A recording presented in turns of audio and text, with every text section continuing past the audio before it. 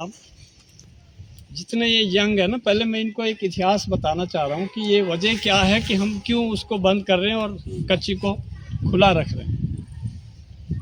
ये देश आज़ाद हुआ 1947 में, और आप में से कितने लोग बता सकते हैं कि हमारा डेयरी स्टेट भारत संघ का हिस्सा कब बना? ताजुब होगा आपको सुन के कि 1 अगस्त 1948 को विलय का जो डॉक्यूमेंट था, जो मर्ज डॉक्यूमेंट स्टेट ने दिया, स्टेट ने उनसे समय लिया कि हम मर्ज तो हो रहे हैं यूनियन ऑफ इंडिया में, लेकिन हमको समय दिया जाए।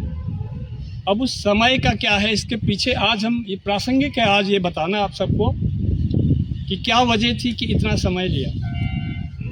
ये जो आज कच्ची दारू की बात आ रही है, वो हमारा लाइफस्टाइल था, जीने का एक तरीका था। और पूरा जो जौनपुर था, वो जौनपुर हमारे गोडर खाटल तक था। उन सब में हमारे लिए ये आज भी खुला है कि हम गांव में उसको तैयार कर सकते हैं। कोई एक्साइज आपके गांव में छापा नहीं डाल सकती।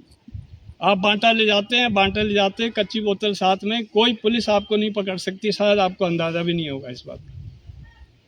इसलिए क्योंकि अगर हम आज ये बंद कर देते हैं कच्ची दारू भी, तो फिर हमें ओबीसी वाले नहीं है, हमारी विशिष्ट जीवन शैली है जिसकी वजह से हम यहाँ शामिल हैं। जौनपुर के लोग उस विशिष्ट जीवन शैली में एक कच्ची दारू, घड़ी सूर और जो मांग था वो ठीक है, आज परिस्थितियों ने उसको बदल दिया, लेकिन ये सब चीज़ें रहनी चाहिए। सोबा गण सूर एवं पाखुरिया वो होना चाहिए।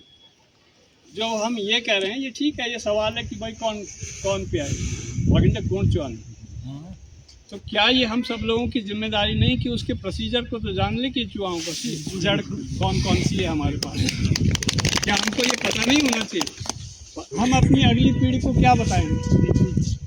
और वो तो वैसे ही अमृत है अगर ठीक से पिएंगे तो। सुरा है, आसव है, आसव का मतलब डिस्टिल्ड चीज़ें, इसलिए उसके बारे में ज़रूर पता होना चाहिए।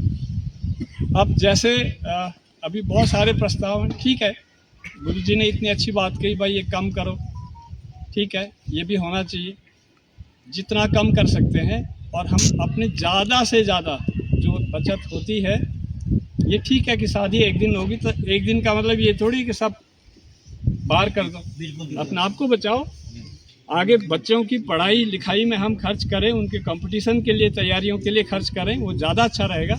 एक ही दिन में घर लुटा देने से कुछ नहीं होने वाला। और जो ये ऐसा सोच रहे हैं ना, वो आगे की पीढ़ी वैसे ही बर्बाद हो जाएगी। इसलिए संचय करना भी ज़रूरी है, हर जगह कमी करना भी ज़रूरी है। हमारे गांव मरोज इसलिए बंद हुए कि कंपटीशन था। भाई जी बैठे हुए हैं यहाँ, 3 बाकरे तो पड़न काटी।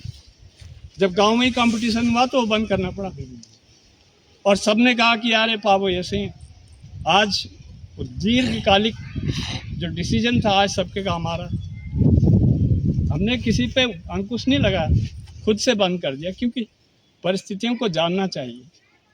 इसलिए ये बहुत ज़रूरी है जो ये बियर है वो बंद हो, जो पक्की शराबें हैं वो बंद हो। एक बड़ा पैसे का अमाउंट एक साथ जाता है, इतने में तो शादी हो जाती है आसानी से, तो ये तो बिल्कुल बंद होना ही चाहिए। अब ठीक है, कुछ समय सबने लिया है, उस हिसाब से कोई ना कोई निर्णय निकालेगी समिति, लेकिन आप सबसे ये रिक्वेस्ट ज़रूर है कि भाई ये कच्ची दारू तो चलने दो। ये भी रहे हमारी पीढ़ी के बहुत सारे लोग जो हम सेवन कर रहे हैं, भले हम कम मान रहे हैं, लेकिन है तो सही। ये तो पता है कि कोई जड़े थी, आने वाली पीढ़ी को तो ये भी नहीं पता होगा। और उसका एक जो सिस्टम है, एक प्रोसीजर है कि भाई इस महीने ही जड़ियाँ, इस महीने लगेगी जी पोई, आगे कैसे बताएंगे लोग किसी को? तो ये जो पारंपरिक ज्ञान है ये भी अगली पीढ़ी में जाना चाहिए, ये भी एक उसका कारण है। मैं कह रहा हूँ, उस पारंपरिक ज्ञान को अगली पीढ़ी तक पहुँचाने के लिए इसका रहना बहुत ज़रूरी है। ये पारंपरिक ज्ञान है जो आगे नहीं मिलेंगे कहीं भी, तो ये एक ज़रूरी था। बाकी आप जैसे सब करेंगे, हम आपसे अलग नहीं है। चाहे हमारी ग्राम पंचायत हो, ठीक है, थोड़ा समय लिया उन्होंने, कोई बात नहीं, लेकिन आप सबका बहुत बहुत धन्यवाद। इतने प्रबुद्ध लोग, जागरूक लोग सुन रहे हैं, ये सुनना भी अपने आप में एक मैसेज अगली पीढ़ी को देना है। बहुत बहुत धन्यवाद।